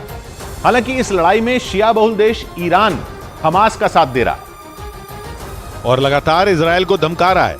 7 अक्टूबर को जैसे ही हमास ने इजराइल पर अब तक का सबसे खतरनाक हमला किया, हिजबुल्लाह के लड़ाकों ने भी इजराइल की नाक में दम करना शुरू कर दिया था, क्योंकि दक्षिणी इजराइल के साथ साथ उत्तरी इजराइल में भी जंग जैसे हालात बन गए। जबकि हमास सुन्नी संगठन है और हिजबुल्लाह शिया संगठन, तो वहीं ISIS जैसा आतंकी संगठन भी सुन्नी मुसलमानों का ही है। और ऑस्ट्रेलिया में ब्रदर इस्माइल के नाम से पहचाने जाने वाले मुस्लिम धर्मगुरु ने ISIS और हमास के सुन्नी कनेक्शन को ही हाईलाइट किया और हमास की पीठ थपथपाई। वैसे हमास के हमले के बाद इजराइल कई बार हमास को नया ISIS कह चुका है और अब तो एक मुस्लिम धर्मगुरु ने ही ये कनेक्शन निकाल दिया है और इजराइल के खिलाफ जंग तेज करने का ऐलान कर दिया। यानी इजराइल और अमेरिका दोनों के खिलाफ वो लोग सिर उठा रहे हैं जिनके खिलाफ वो सालों से मोर्चा खोलकर बैठे और उनसे युद्ध लड़ रहे हैं। लेकिन 7 अक्टूबर के बाद इजराइल और अमेरिका एक तरफ हो गए और उनके कई दुश्मन साथ आ गए, क्योंकि गाजा में हजारों आम लोगों की मौत ने इजराइल और अमेरिका के खिलाफ गुस्सा भड़का दिया। यूक्रेन जंग के बाद अमेरिका ने पुतिन पर यूक्रेन में नरसंहार का आरोप लगाया था, लेकिन गाजा में हजारों लोगों की मौत पर वो घिर गया, क्योंकि अमेरिका ने गाजा के मुद्दे पर इजराइल की आलोचना नहीं की। यही नहीं, वो इजराइल के लिए संयुक्त राष्ट्र तक से भिड़ गया, जिसने मुस्लिम देशों को भड़का दिया और ऐसा माहौल बन गया कि हमास और इजराइल की जंग दुनिया के कई हिस्सों में फैलने का डर सताने लगा, क्योंकि अब इस जंग में किसी न किसी तरह से रूस, चीन, अमेरिका और यूरोप के देश शामिल हो चुके हैं और अपने अपने हिसाब से पश्चिम एशिया में अपना दांव चल रहे हैं। इस बीच इजराइल की सेना ने दावा किया कि हमास अपनी सुरंगों में अब हथियारों के अलावा बड़ी मात्रा में तेल भी जमा कर रहा है और इजराइल की सेना के मुताबिक इसके लिए हमास ने गाजा के शिफा अस्पताल को चुना है, क्योंकि गाजा का शिफा अस्पताल हमास के लिए एक सुरक्षा कवच के जैसा है। इजराइल की सेना के मुताबिक हमास ने उस अस्पताल के नीचे सुरंगों का मकड़ जाल बिछा रखा है और उन्हीं सुरंगों में हमास बड़ी मात्रा में तेल जमा कर रहा है ताकि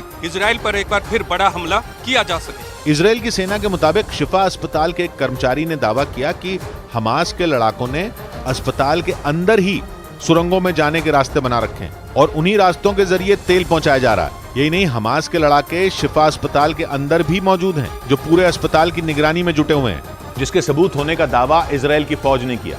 लेकिन इजराइल के हमले की आशंका से पहले ही गाजा के शिफा अस्पताल की हालत बेहद खराब हो चुकी है। वहां ईंधन की कमी की वजह से मरीजों का इलाज नहीं हो पा रहा है। यही नहीं, कुछ मरीजों की मौत तो दवा नहीं मिलने की वजह से हो गई।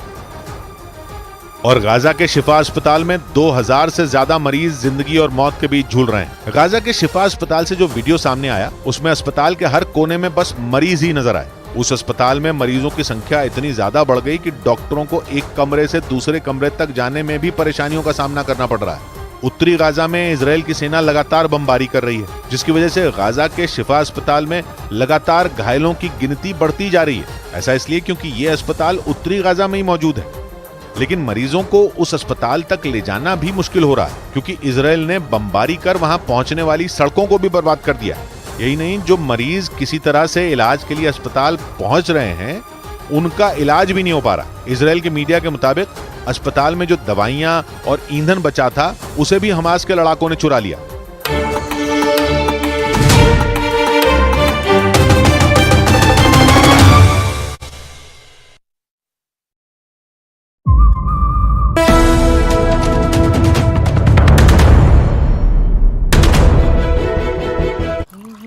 माँ, डेडलाइन तो मेरी है, तुम क्यों उठ गई इतनी जल्दी? मैं नहीं कर पाऊंगी ये सब अपने बच्चों के लिए। पहले ना मैं भी यही कहती थी। प्यार से चाय बनाते, प्यार से रिश्ते निभाते। वाघ बकरी चाय हमेशा रिश्ते बनाए। ये नया इंडिया, नए नजरिए का इंडिया, जहां लोगों का नंबर 1 भरोसा बनता है वो जो उनके मुद्दे, उनकी आवाज निडर होकर उठाता है, लोगों की नंबर 1 पसंद बनता है वो जो सिर्फ रफ्तार नहीं, जिम्मेदारी पर भी विश्वास रखता है। देश का नंबर 1 न्यूज चैनल बनता है वो जो देश हित और जनहित दोनों को सर्वोपरि समझता है। न्यूज़ 18 इंडिया, नए इंडिया का नया नंबर 1 न्यूज चैनल। मैंने फैन से पूछा था कि कौन से वेलनेस ड्रिंक की रेसिपी जानना चाहेंगे, एंड दे चोज मसाला चाय। हमें इनकी कोई जरूरत नहीं है, मैं सारे इंग्रेडिएंट्स यहाँ हैं। 7 मसालों की गुडनेस जो बढ़ाए आपकी वेलनेस। परफेक्ट मसाला चाय कोई भी बना पाए। वाघ बकरी स्पाइस टी।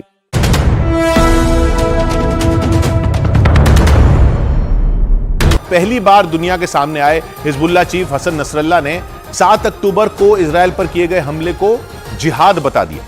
टेलीविजन के जरिए सामने आए हसन नसरल्लाह ने यह भी साफ कर दिया कि उस हमले के पीछे ईरान नहीं था, बल्कि 7 अक्टूबर को किए गए हमले के पीछे पूरी तरह से हमास ही था।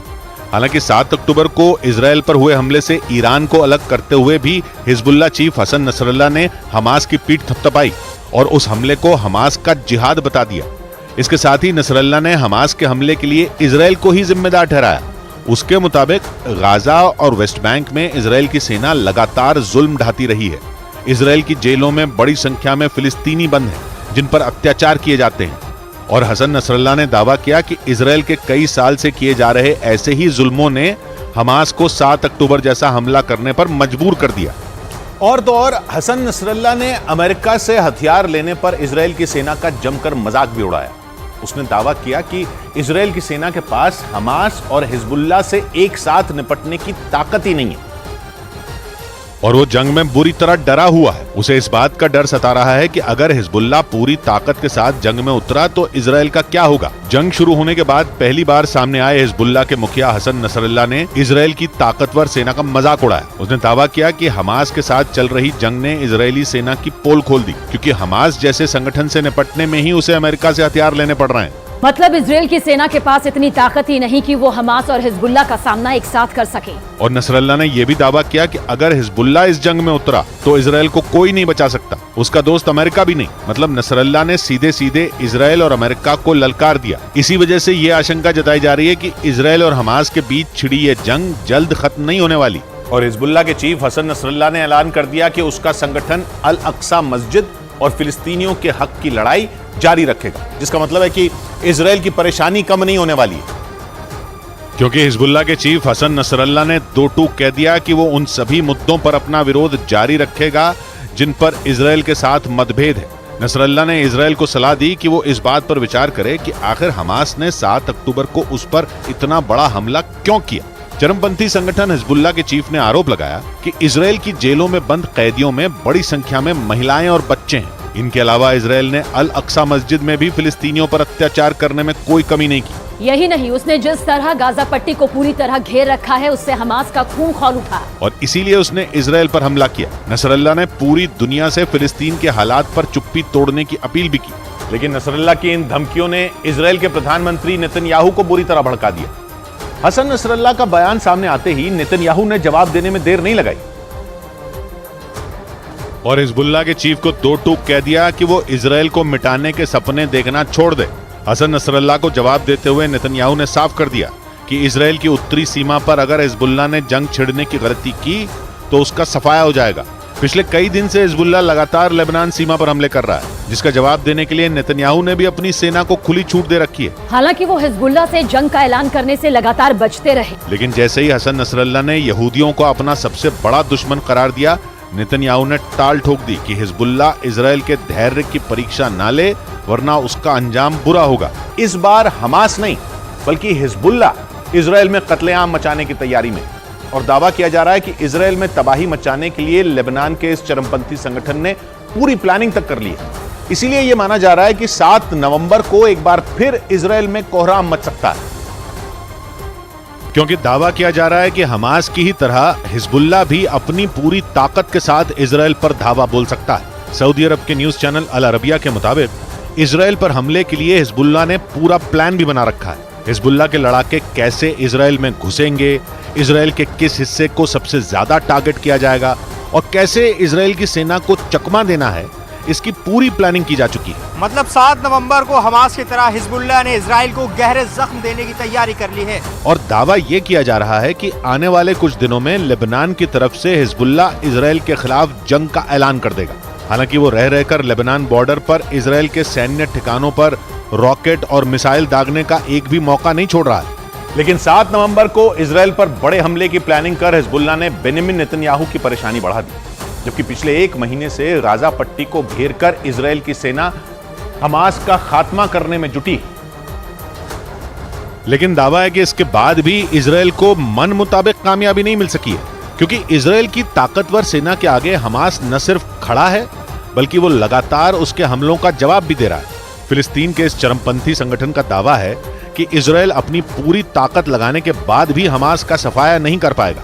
एक रोज पहले ही हमास के प्रमुख इस्माइल हानिया ने पश्चिम एशिया के देश कतर से एक वीडियो जारी कर यह दावा किया कि जंग में उसके लड़ाके इजराइल के सैनिकों पर भारी पड़ रहे हैं। और माना जा रहा है कि गाजा पट्टी में मौजूद हमास के मुट्ठीभर लड़ाकों से निपटने के लिए इजराइल की हाईटेक सेना के पसीने छूट रहे हैं, जबकि इजराइल ने गाजा पट्टी से हमास को जड़ से उखाड़ फेंकने के लिए अपनी पूरी ताकत झोंकी हुई है। यहाँ तक कि इजराइल अपना जमीनी अभियान भी शुरू कर चुका है। मतलब इजराइल की सेना हमास के लड़ाकों के साथ आर पार की जंग में उतर चुकी है। पिछले कुछ दिनों में इजराइल की सेना कई बार गाजा पट्टी में घुसकर हमास के ठिकानों पर हमले कर चुकी है। और 7 अक्टूबर को हुए हमले का बदला लेने के लिए इजराइल की सेना हमास के एक-एक लड़ाके को चुन चुन कर मार रही है। 7 अक्टूबर इजराइल के इतिहास में सबसे काले दिन के तौर पर दर्ज हो चुका है, क्योंकि उस दिन हमास के लड़ाकों ने इजराइल की धरती को खून से लाल कर दिया था। इजराइल में हर तरफ सिर्फ और सिर्फ तबाही और शवों के ढेर नजर आए थे। और इजराइल का आरोप है कि 7 अक्टूबर को हमास के लड़ाकों ने बर्बरता और क्रूरता की सारी हदें पार कर दी थी। और अल्लाहू अकबर का नारा लगाते हुए हमास के लड़ाकों ने बुजुर्गों, महिलाओं और छोटे छोटे बच्चों तक को मौत के घाट उतार दिया था। इस हमले के बाद से ही इजराइल हमास को मिटाने के लिए गाजा पट्टी पर ताबड़तोड़ हमले कर रहा है। इजराइल की तरफ से किए गए उन हमलों में 9,000 से ज्यादा लोगों की मौत हो चुकी है। लेकिन इसके बाद भी हमास के लड़ाके इजराइल के सामने घुटने टेकने के लिए राजी नहीं है। इजराइल की सबसे बड़ी परेशानी हमास नहीं बल्कि लेबनान का चरमपंथी संगठन हिजबुल्लाह है, जो हमास से कहीं ज्यादा खतरनाक और ताकतवर है। क्योंकि दावा किया जाता है कि इस कट्टरपंथी संगठन के पास अपनी एक आर्मी है।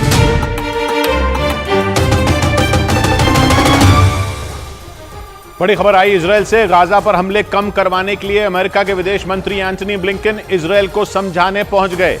3 हफ्ते में अमेरिकी विदेश मंत्री का यह तीसरा इजराइल दौरा है, जहां उन्होंने इजराइल के प्रधानमंत्री नेतन्याहू से मुलाकात की और उन पर गाजा में आम लोगों पर अटैक न करने का दबाव बनाया।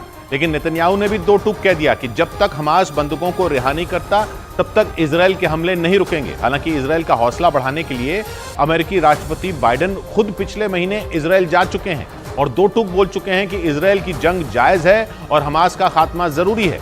लेकिन इस बार अमेरिका के दौरे का मकसद बिल्कुल अलग रहा और इस दौरे में अमेरिका ने इजराइल को चेताया कि वो गाजा पर संभल कर वार करे ताकि वहां आम लोगों का खून न बहे। यानी अमेरिका ने इजराइल पर इस बात का दबाव बनाना शुरू कर दिया कि वो हमास को हराने के चक्कर में होश न खोए और गाजा में रहने वाले आम लोगों की भी सोचे, क्योंकि इजराइल का साथ देकर अमेरिका खुद दुनिया की आलोचना झेल रहा है। वो कई देशों के निशाने पर आ गया। इसलिए अमेरिकी विदेश मंत्री एंटनी ब्लिंकन इजराइल के तेल अवीव शहर में लैंड करते ही तुरंत प्रधानमंत्री बेंजामिन नेतन्याहू से मिलने पहुंच गए। बंद दरवाजे के पीछे उन्होंने नेतन्याहू से एक प्राइवेट मीटिंग की, यानी ऐसी मुलाकात जहां ब्लिंकन और नेतन्याहू के अलावा कोई नहीं था। दोनों देशों के सीनियर अधिकारी तक नहीं थे। बताया गया कि इस मीटिंग में अमेरिका ने इजराइल को साफ कर दिया कि अगर वो इसी तरह गाजा पर बेहिसाब हमले करता रहा तो अमेरिका के लिए उसके साथ खड़े रह पाना मुश्किल हो जाएगा। इजराइल रवाना होने से पहले ही ब्लिंकन ने यह बात साफ कर दी थी। Israel, other democracies have a responsibility to do everything possible to protect civilians. 2 दिन पहले बाइडेन भी कह चुके हैं कि इजराइल को गाजा पर हमले में थोड़ा विराम लेने की जरूरत है ताकि हमास की कैद में मौजूद बंधकों को निकालने का प्लान बनाया जा सके। यानी अमेरिका के आक्रामक तेवर अब नरम पड़ते दिख रहे हैं, जबकि यही अमेरिका पहले कहता आ रहा था कि वो इजराइल को ये नहीं बताएगा कि जंग कैसे लड़नी है। वो हमास को ISIS से भी क्रूर बताकर गाजा पर हमले को सही ठहरा रहा था। और तो और पिछले हफ्ते अमेरिका ने संयुक्त राष्ट्र में गाजा में सीज फायर के एक प्रस्ताव को भी गिरा दिया था। हालांकि तब तक बात फिर भी अलग थी, क्योंकि तब अमेरिका ये कह रहा था कि पहला बार हमास ने किया। उसने इजराइल में घुसकर बीच सड़क पर लोगों को मौत के घाट उतारा और 200 से ज्यादा लोगों को उठाकर भी ले गया। इसलिए इजराइल का हक है कि वो आत्मरक्षा के लिए हमास को खत्म कर डाले। तब इजराइल पीड़ित था, मगर जंग के 28वें दिन तक पिक्चर बिल्कुल बदल चुकी है, क्योंकि इजराइल ने आत्मरक्षा के नाम पर ऐसे अंधाधुंध वार शुरू किए कि गाजा में लाशें ही लाशें बिछ गईं। इजराइल का दावा है कि 7 अक्टूबर को हमास के लड़ाकों ने उसके यहाँ 1400 से ज्यादा लोगों की हत्या की, मगर उसके बाद से इजराइल ने गाजा में जो तांडव मचाया हुआ है, हमास का दावा है कि उसमें 9000 से ज्यादा फिलिस्तीनी मारे जा चुके हैं। इजराइल ने हमास के खिलाफ जंग का ऐलान किया था, लेकिन उसके हमलों में गाजा में जो लोग मारे गए उनमें ज्यादातर महिलाएं और बच्चे हैं। मौत के आंकड़े में 40% हिस्सा बच्चों का है। इजराइल के हमलों में 3 साल से भी छोटे बच्चे मारे गए हैं, यहाँ तक कि नवजात भी। इसलिए दुनिया भर के मानवाधिकार संगठन और कई देश इजराइल पर भड़के हुए हैं। वो पूछ रहे हैं कि गाजा में मारे गए बच्चे तो हमास के लड़ाके नहीं थे, तो फिर इजराइल ने उन्हें निशाना क्यों बनाया? इजराइल गाजा में चर्च, स्कूल और शरणार्थी कैंपों पर भी बमबारी कर रहा है, जहां बेगुनाह लोग पनाह लिए हुए हैं। इसलिए इजराइल का साथ देने की वजह से अमेरिका को दुनिया के गुस्से का सामना करना पड़ रहा है। अमेरिका का दुश्मन ईरान तो पहले दिन से ही कहता आ रहा है कि इस जंग का असली विलन अमेरिका है, क्योंकि वो इजराइल की जंग को हवा देने में लगा है। लेकिन अब अमेरिका के अंदर भी बाइडेन के जंग का समर्थन करने का विरोध शुरू हो गया। बाइडेन की खुद की डेमोक्रेटिक पार्टी के नेता उन्हें इजराइल पर लगाम लगाने को कह रहे हैं, और जिन मुसलमानों ने पिछले चुनाव में बाइडेन को वोट देकर उन्हें राष्ट्रपति बनाया था, गाजा की लड़ाई की वजह से वो भी बाइडेन से छिटकते दिख रहे हैं। वो धमकी दे रहे हैं कि अगर बाइडेन ने गाजा में सीज फायर नहीं करवाया तो अगले साल होने वाले चुनाव में उन्हें वोट नहीं मिलने वाला। इसी वजह से माना जा रहा है कि अमेरिका के विदेश मंत्री आनन फानन में तीसरी बार इजराइल पहुंच गए, जहां उनके एजेंडे में गाजा में आम लोगों को बचाने की कोशिश पहले नंबर पर है। बल्कि अमेरिकी न्यूज चैनल CNN की खबर है कि अमेरिका कुछ दिनों से इजराइल को चेतावनी दे रहा है कि इस तरह ज्यादा दिन तक उसकी जंग जारी नहीं रह सकती। और बाइडेन से लेकर अमेरिका के विदेश मंत्री, रक्षा मंत्री इजराइल के अधिकारियों से प्राइवेट बातचीत में साफ कर चुके हैं कि इजराइल को अपनी जंग का भयंकर अंजाम भुगतना पड़ सकता है, क्योंकि पूरी दुनिया में उसके खिलाफ गुस्सा बढ़ता जा रहा है और उस गुस्से की आंच अमेरिका तक आने लगी है। अमेरिका के दोस्त तक तमतमाए हुए हैं। इजराइल का पड़ोसी और मुस्लिम देश जॉर्डन इजराइल से अपने राजदूत को वापस बुला चुका है। जॉर्डन अमेरिका का दोस्त है, इसलिए ब्लिंकन के दौरे में जॉर्डन भी शामिल है। मगर उनके पहुंचने से पहले ही जॉर्डन ने अपनी नाराजगी जाहिर कर दी और साफ कह दिया कि वो अमेरिका से सीधे सीधे जंग रुकवाने को कहेगा। पश्चिम एशिया में अमेरिका का पुराना दोस्त सऊदी अरब भी गाजा में आम लोगों की मौत पर आग बबूला है और अमेरिका इजराइल की वजह से पश्चिम एशिया में अपने बाकी दोस्त नहीं खो सकता।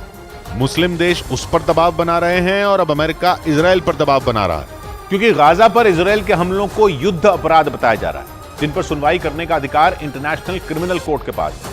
लेकिन इजराइल इस कोर्ट को मान्यता नहीं देता, इसलिए उसे खुद पर कार्रवाई का कोई डर नहीं।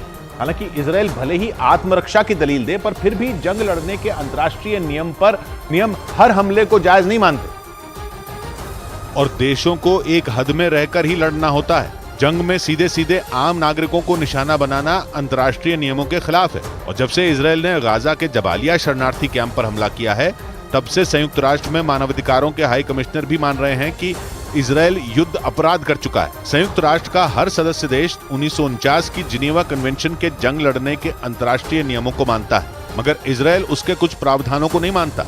उधर गाजा में जंग के बीच वेस्ट बैंक में भी इजराइल की सेना और फिलिस्तीनियों के बीच झड़प हुई, जिसमें 4 फिलिस्तीनी मारे गए। इजराइल के मीडिया के मुताबिक 7 अक्टूबर को हुए हमले के बाद से इजराइल ने वेस्ट बैंक में भी सख्ती बढ़ा दी और आरोप लगा कि जेनिन के शरणार्थी शिविर में छापेमारी के दौरान इजराइल की सेना और फिलिस्तीनियों के बीच तीखी झड़प हो गई, जिसमें गोलीबारी भी हुई और उस झड़प की तस्वीरें भी सामने आई, जिनमें जेनिन के एक शरणार्थी शिविर के बाहर झगड़ा होता दिखा। इसी दौरान वहां से गोली चलने की तेज आवाज भी आई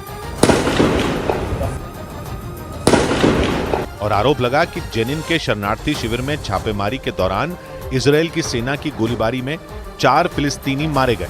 जेनिन कैंप इजराइल के कब्जे वाले वेस्ट बैंक के उत्तर में है, जहां 2 लाख से ज्यादा फिलिस्तीनी रहते हैं। दावा किया गया कि 7 अक्टूबर के बाद से वेस्ट बैंक के शरणार्थी शिविरों में इजराइल की सेना ने छापेमारी बढ़ा दी, जिसकी वजह से फिलिस्तीनियों से उसकी झड़पें तेज हो गई। और इजराइल ने दावा किया कि वेस्ट बैंक के शरणार्थी शिविरों में हमास के लड़ाके भी छिपे हो सकते हैं, इसीलिए 7 अक्टूबर के हमले के बाद उसने जेनिन में छापेमारी तेज कर दी। वेस्ट बैंक पर इजराइल और फिलिस्तीन दोनों अपना दावा करते हैं और इसी वजह से इजराइल की सेना और वेस्ट बैंक के शरणार्थी शिविरों में रहने वाले फिलिस्तीन समर्थकों के बीच झड़प होती रहती है।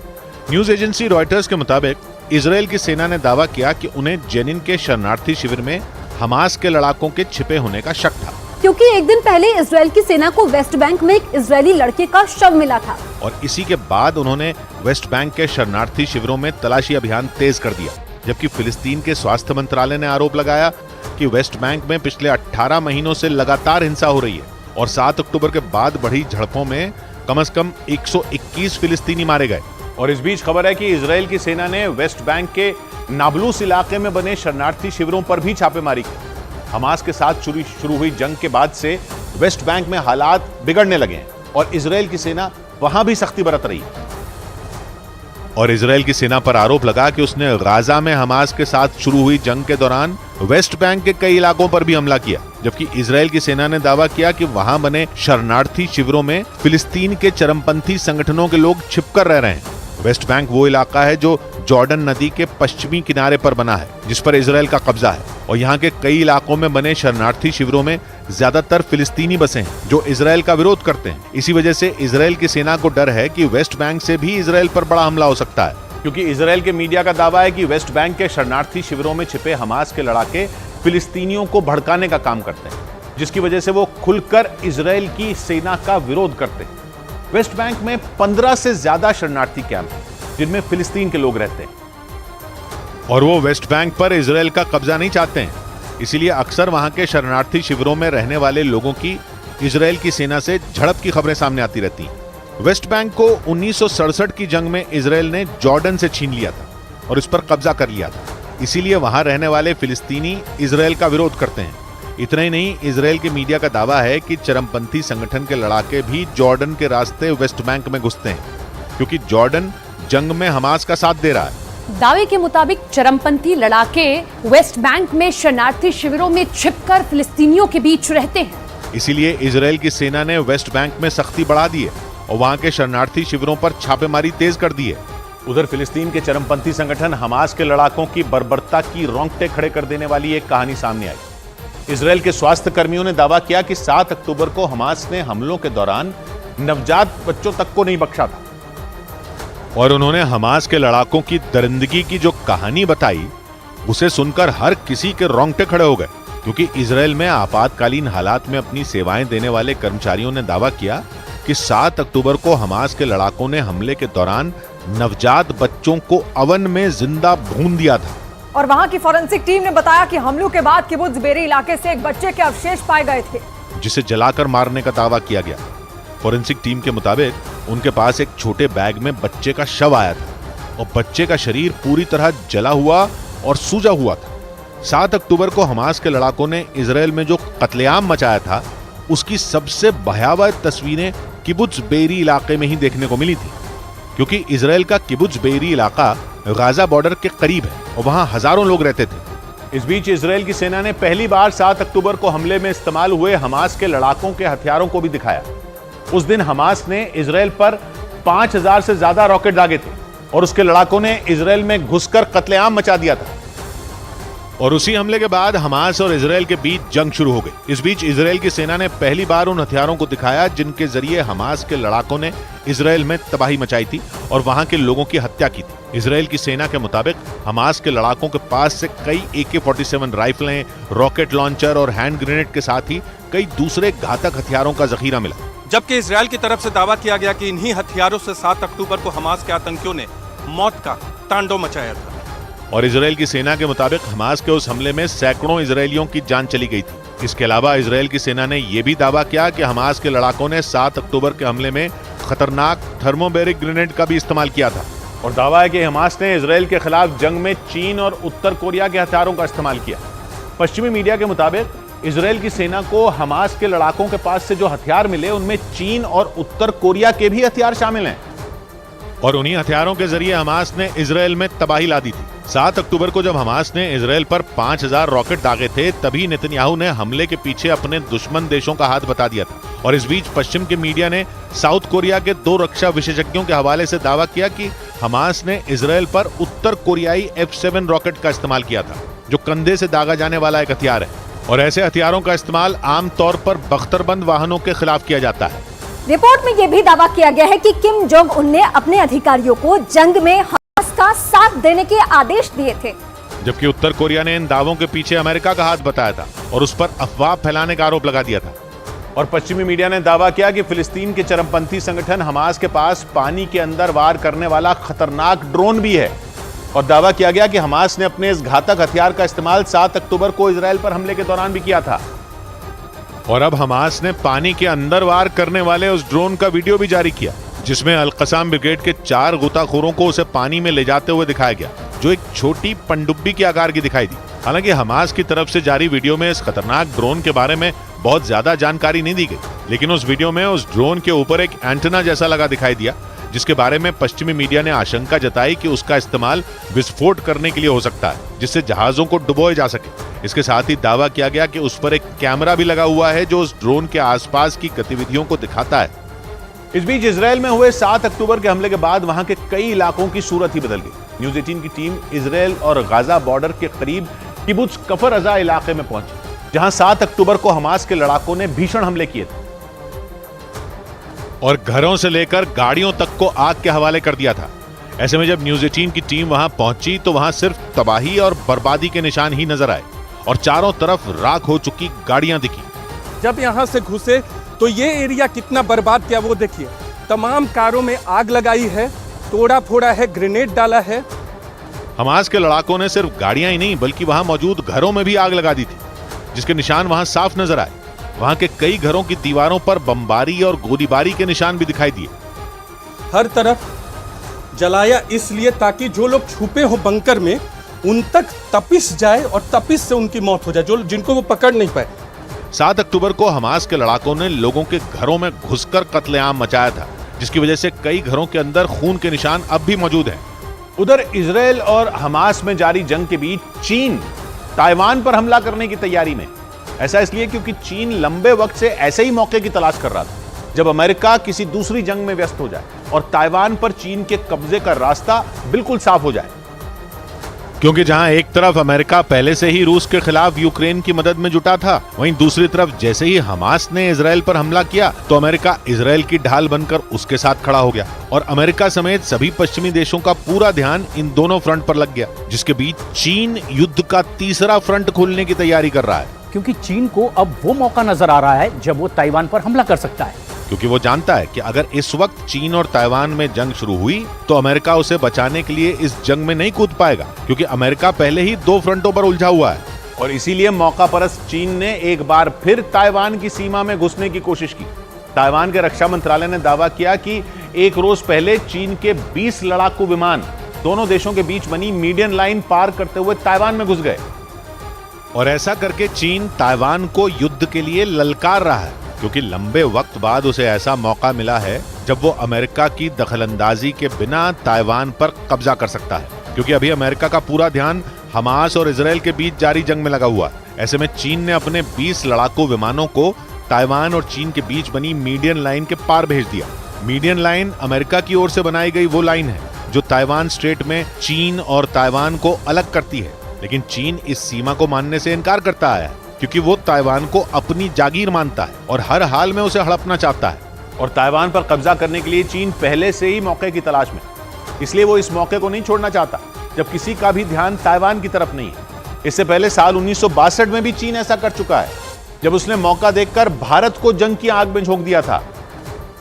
क्योंकि साल 1962 वो वक्त था जब सोवियत संघ और अमेरिका के बीच परमाणु युद्ध की नौबत आ गई थी। उस वक्त अमेरिका की सांसें अटक गई थी, क्योंकि अमेरिका के फ्लोरिडा के तट से महज 150 किलोमीटर दूर क्यूबा में सोवियत संघ ने अपनी परमाणु मिसाइलें तैनात कर दी थी। और इस परमाणु संकट के बीच ही मौका परस्त चीन ने भारत पर हमला कर दिया था, क्योंकि चीन इस बात को अच्छी तरह से जानता था कि परमाणु युद्ध के संकट के बीच भारत के साथ जमीनी लड़ाई पर कोई ध्यान नहीं देगा। और अब चीन को एक बार फिर वैसा ही मौका दिख रहा है, क्योंकि अमेरिका समेत सभी पश्चिमी देशों का ध्यान रूस यूक्रेन और हमास इजराइल जंग पर लगा हुआ है। ऐसे में अगर वो ताइवान पर हमला करता है तो ताइवान को बचाने के लिए आना अमेरिका के लिए आसान नहीं होगा और ताइवान पर कब्जा करने में चीन कामयाब हो सकता है। और जब अमेरिका और कनाडा के जहाज ताइवान की सीमा में घुसे तो चीन बुरी तरह भड़क गया। उसने अमेरिका को खुली चेतावनी दे दी कि ताइवान की आजादी के लिए अगर कोई भी कदम उठाया गया तो वो किसी को भी नहीं छोड़ेगा, क्योंकि चीन ताइवान को अपना ही हिस्सा मानता है और वो किसी भी कीमत पर ताइवान को चीन से अलग नहीं करना चाहता है। ऐसे में जब अमेरिका और कनाडा के जंगी जहाज ताइवान की सीमा में घुस गए तो चीन बुरी तरह बौखला गया और उसने अमेरिका को सीधे धमकी दे डाली कि अगर फिर ऐसा हुआ तो उसका अंजाम बहुत बुरा होगा।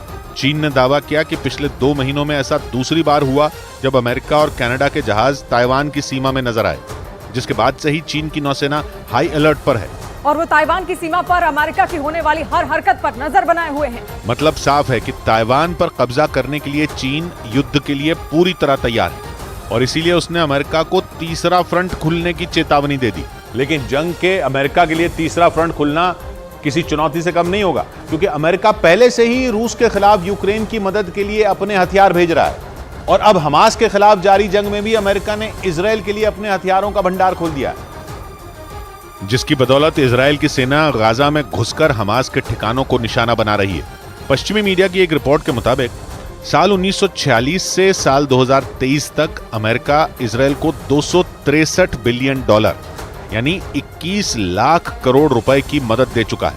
इतना ही नहीं, राष्ट्रपति बाइडेन यूक्रेन और इजराइल को इमरजेंसी पैकेज के तौर पर $105 बिलियन यानी 8.5 लाख करोड़ रुपए देने की तैयारी कर रहे हैं, जिसमें $61 बिलियन यानी करीब 5 लाख करोड़ रुपए यूक्रेन और $14 बिलियन यानी 112,000 करोड़ रुपए इजराइल को मिलने वाले हैं। ऐसे में अमेरिका के लिए मदद करने के साथ साथ अपने वॉर स्टॉक को भी बनाए रखना सबसे बड़ी चुनौती है, क्योंकि अगर ऐसे हालात में चीन ने ताइवान पर हमला कर दिया तो अमेरिका के लिए ताइवान की मदद करना आसान नहीं होगा।